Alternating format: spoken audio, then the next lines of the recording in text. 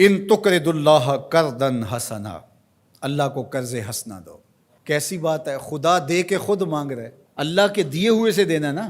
وَمِمَّا رَزَقْنَاهُمْ يُنْفِقُونَ، اللہ کے دیے ہوئے سے دیتے ہیں۔ ذرا دیکھیے اللہ اس پہ ثواب دیتا ہے، اللہ کے دیے ہوئے سے دے کے اللہ سے ثواب لیتے ہیں، اور اللہ فرماتا ہے میں لٹاؤں گا بھی اور دگنا کر کے لٹاؤں گا۔ جو تم میرے دیے ہوئے سے دو گے اس کو دگنا کر کے لٹاؤں گا اور تمہیں اجر بھی دوں گا۔ یہ کیا دل آویز کہانی ہے۔ وَيَغْفِرْ لَكُمْ، اور تمہیں بخش بھی دے گا۔ واللہ شکور حلیم، وہ شکر گزار بھی ہے اور حلم والا بھی ہے۔ اللہ اکبر۔ اللہ خود دے کے خود کہتا ہے مجھے قرض دو۔ ایک دوسرے مقام پہ مَن یقرض اللہ قرضا حسنا، کون ہے جو اللہ کو قرض حسنا دے؟ جب یہ آیت کریمہ نازل ہوئی تو ایک صحابی تھے حضرت ابو دہدا رضی اللہ تعالیٰ عنہ، تو یہ آیت اتری کہ کون ہے جو اللہ کو قرض حسنا دے، اللہ اسے لٹائے گا، کئی گناہ کر کے دے گا۔ تو وہ حضور کے پاس آئے اور آقا کریم کا ہاتھ پکڑ لیا اور کہا حضور کیا اللہ نے واقعی ہم سے قرض مانگا ہے؟ رب ہو کے قرض مانگ رہے، اللہ نے واقعی ہم سے قرض مانگا ہے؟ تو حضور نے فرمایا ہاں ابو دہدا، اللہ نے واقعی ہم سے قرض مانگا ہے۔ تو حضور کا ہاتھ پکڑ لیا اور ساتھ ساتھ چلتے رہے، تو کھجوروں کے باغ کے کنارے حضور کو لے گئے، اور 600 کھجوروں کا درخت تھا جہاں انہوں نے اس کو لگا کر کے پروان چڑھایا تھا۔ اور کھجور آپ کو پتہ ہے کب لگتی ہے اور کب جوان ہوتی ہے، کتنا وقت لگتا ہے۔ پھل دینا آسان ہوتا ہے لیکن کھجور دے دینا یہ بڑا مشکل ہوتا ہے۔ وہ ہمارے دیہاتوں میں کہتے ہیں کہ جٹ گڑ کی پیسی دے دیتا ہے لیکن گنا نہیں توڑنے دیتا، چونکہ فصل کے ساتھ جو لگاؤ ہوتا ہے، جو ایک ربط قلب ہوتا ہے، وہ بڑا گہرا ہوتا ہے، تو وہ گنا نہیں توڑنے دیتا، اس پہ لڑائی ہو جاتی ہے۔ لیکن وہ گڑ کی پیسی دے دیتا ہے، وہ کئی گنوں کا نتیجہ ہوتا ہے۔ تو کھجوریں، اور وہ بھی کئی سالوں میں پل کے جوان ہوئی، 600 کھجوروں کے درخت تھے، اور پھر اس میں رہائش بھی ان کی تھی۔ تو اس کے کنارے کھڑے ہو کے پھر ایک بار دہراتے ہیں حضور کیا واقعی اللہ نے ہم سے قرض مانگا ہے؟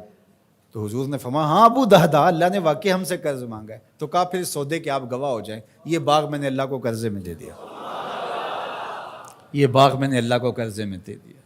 اللہ اکبر۔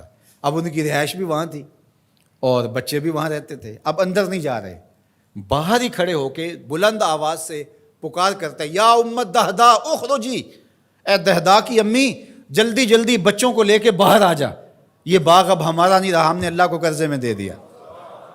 اب خاتون تو لڑنے لگ جائے کہ یہ اور کہیں انتظام نہیں کیا، یہ گھر بستا ہوا، یہ کھجوروں کا باغ لٹکتے ہوئے خوشے، یہ چھوڑ دیں، لیکن وہ بھی حضور کی درسگاہ کی پڑی ہوئی تھی۔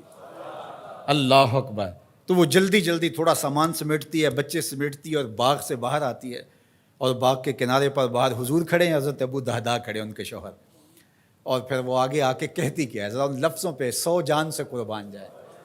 وہ کہتی ہے رابحہ بیعک یا ابا دہدا، رابحہ بیعک یا ابا دہدا، دہدا کہ ابو تو نے بڑا ہی نفع والا سودا کیا ہے، تو نے بڑا ہی نفع والا سودا کیا ہے۔ اللہ اکبر۔ یہ تھے حضور کی تربیت کا نور پانے والے لوگ۔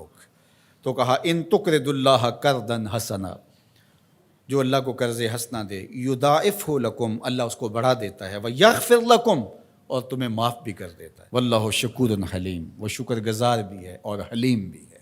علماء نے لکھا حلیم کا معنی یہ ہے کہ تمہیں گناہ میں سزا دینے میں جلدی نہیں کرتا، حلم والا ہے۔ عالم الغیب والشہادہ، جو تم چھپ کے کرتے ہو، مخفی کرتے ہو، اسے بھی جانتا ہے، اور جو تم اعلانیہ کرتے ہو رب اس سے بھی باخبر ہے۔ العزیز الحکیم، غالب ہے، اس پر کوئی غالب نہیں ہے، وہ حکمت والا ہے، یہ اس کی عظمتیں ہیں۔ تو سورہ التغابن اپنے دامن میں وہ نور رکھتی ہے کہ اس کی تلاوت کرنے سے زندگی میں جمال اور زندگی میں نور نصیب ہوتا ہے۔ علماء نے لکھا ہے وہ بیماری، وہ مشکل، وہ پریشانی جس کے ظاہری اسباب منقطع ہو جائیں تو سورہ تغابن پڑھیں، اللہ تعالیٰ جل شانہ اپنا کرم فرما دے گا، اپنی رحمت نازل فرمائے گا۔